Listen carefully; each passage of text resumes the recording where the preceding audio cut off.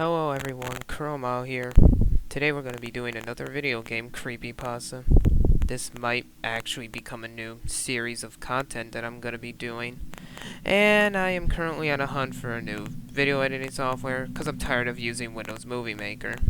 But if I can't find any, well, guess I'll stick with Windows Movie Maker. But yep, what we are doing is a postal creepypasta. And that's it.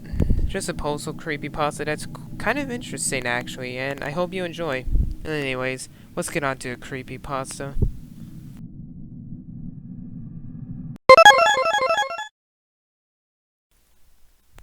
The background. Those of you who lived at least some years back probably remember Postal 2. With tacky advertising that promoted and coaxed this sort of mild controversy that could get you banned in Australia and possibly New Zealand, and through Edge to attract a die-hard support of those in the gaming and arts communities who talk about games instead of actually playing them. It was a pretty mediocre first-person shooter that did everything Grand Theft Auto tries to do, only worse. That in and of itself is hardly a crime, and hardly memorable, and less said about Postal 3 or the film, the better. So why are we talking about it? Most people seem to blissfully recall the games as having stemmed fully formed from Postal 2. Much like Troll 2, no Postal 1 ever existed, but before it was designed to sell manufacture rebellion and peddle dubious hot topic merchandise, there was in fact a Postal precursor. Into my interest, I run into a few people who've actually played it. A fewer still who remember anything about it, positive or negative. But I played Postal. The game. Unlike every other Postal game out there, the first is an isometric shooter similar to Duke's Rocky's start as a Boy Scout of a 2D platform shooter hybrid. This is typical of games produced in the early to late 90s. I am reminded of a similarly bizarre point-and-adventure called Dreamweb. Both attempted to blur the line between what a game is and what the audience expects a game to be, but perhaps I should start with a disclaimer. Postal the First is not a good game. More so than the third, or even the second. It is a very bad game. Everything is simple and repetitive. Even at the highest difficulty, cleverly labeled masochistic, you have infinite ammo for your primary weapon and the enemy AI is questionable, coupled with your character, the Epibone, I cannot even say that word, Postal Dude, having infinite lives, and every level becomes a slogfest that you know you can win so long as you play optimally. Find a new ground, entrench, kill everyone who comes close, repeat. New weapons allow for a broader tactical choice, but there is nothing like the thrill of games like Doom or Quake, for my personal favorite, Hexen, and no hint of the tactical strategy in a game such as XCOM or Syndicate.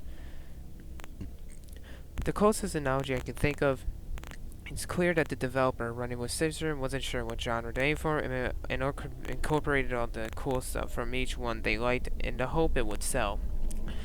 Similarly, the game had hints of what would become the self-mockery of later games. The Postal Dude will occasionally quip up with the typical taunts such as Toasty for when an enemy is on fire, Postal when scoring a critical hit, or OJ at random intervals. Not smooth like OJ, or I got away with it like OJ could have if he didn't. Just OJ. Assuming that the audience would make the assumption and roll with it, I guess. But the lines are delivered haltingly. Bad voice acting and lines warning us that we gon' get you are combined with shrieks that our bullets have struck in a leg or an eye. The opening screen is just a screaming mouth overlaid across a blurry figure standing in a field of skulls. I chose to upload one of the tamer images from the level cut-ins to give you an idea of the disjointed art style. The level cut-ins are what drew to me in the game. When I first played it, or rather watched it over the shoulder of another, they seemed strangely beautiful, as did the lovingly rendered backgrounds. Though I never lived in Arizona, they felt like they could have been any small town in most places. And each cut-in came with a bit of raving text. Some were poorly written and cliche, others, well, the earth is hungry, its heart throbs and demands cleansing, the earth is also thirsty. Feast upon the frozen images of the molten massacre as the machinery of death grind relentlessly, mindlessly on. For all the attention the later game received for being a senseless and sensationalist, The first game genuinely delivers a feeling of uncomfortable dread and discomfort. As time, there is no music in most stages, just ambient noise that could barely count, even as drone trance. Occasionally, the particular sound will grow uncomfortably, drowning out the rest, then fade once more into the background. This combines with the moments of ridiculous cheese and lack of planning to feel somehow more uncomfortable. But mute the sound and just focus on the gameplay. It's pretty subpar. Even for the first time, the game was hardly gorier than something rated T. And it's only the presence of the surreal cut-ins that somewhat challenges that. It's ridiculous any attention or hype was created by the game at all, and yet that's precisely what happened. One that this time tried to prove its cred by pointing out that this time you never had to kill a single person. That was true in the first game as well. You never had to kill unarmed civilians, they just got in your way, and sometimes were excellent meat shields. One memorable stage had a full marching band that plays the Stars and Stripes Forever as it strolls. Both you and your opponent's gun through them, and the attending civilians wouldn't care for casualties. Cries of, "You can't stop shooting, jerk, I'm already dead," mixed with frantic sobbing of the wounded fade, then stop. I pressed Q to kill myself. The button is constantly there, should I have a bad start and want to try again. Not so much for the other unlucky souls. Why was so much effort put into this game if it was designed purely to drive up fear and anger, and thus generate corresponding buzz? Why are there so many genuinely dark themes left in, like the engine, which has the protagonist having killed everything else alive open fire on an elementary school, only to find out none of the bullets do any harm and collapse its son? Resigned stupor? My belief is that Running with Scissors was conflicted.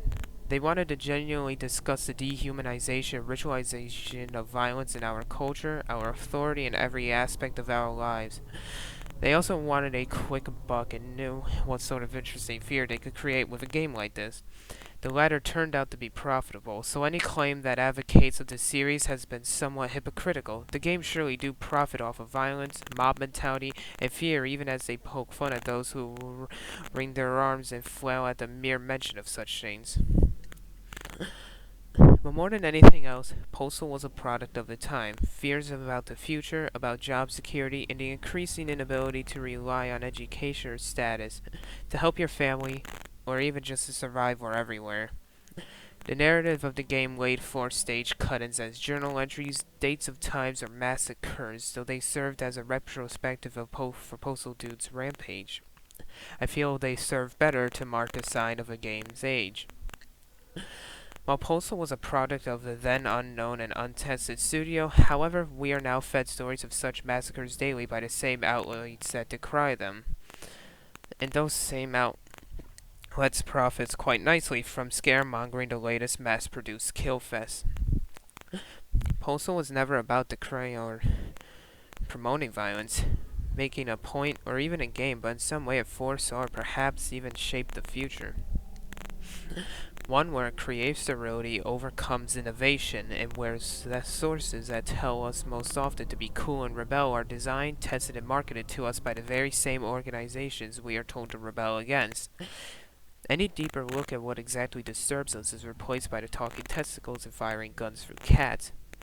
The sort of safe rebellion that can be discussed over beers and laughing conversations, muted yet uproarious. The conclusion. I'm fascinated by the stories between stories, the little things that developers and writers artists say that say more than they meant to. As those who keep up with my writings have noticed, it's probably a theme of mine. Postal is, to me at least, the perfect example of this. Simultaneously far less offensive than it was claimed to be, and yet the worst and most interesting parts hid in plain sight. There are several people in the credits who had no later involvements with the franchise, only one wishing to be known as the Painkiller. What exactly they added, and why they made no contribution to the later and more successful games, will still have to remain a mystery.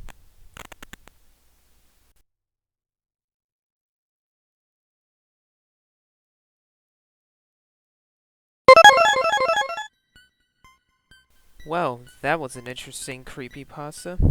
A Postal creepypasta. Obviously, this was a lot different than other gaming creepypastas, because a lot of gaming creepypasta does that crappy, ooh, hyper-realistic blood and all that. You know, 7869 creepypasta, that one. But it said this postal creepypasta actually brought on an interesting theory, and honestly, I wouldn't really call this creepypasta. It was more of a video game review with a theory. Maybe a theory that's kind of better than whatever MatPat could think of, but sorry, MatPat. But anyways, yeah. Anyways, that's all I got for today. There might be another creepypasta reading. I'm sorry that I haven't been, like, on a lot. I'm planning on doing more content, and I will see you all later. Goodbye.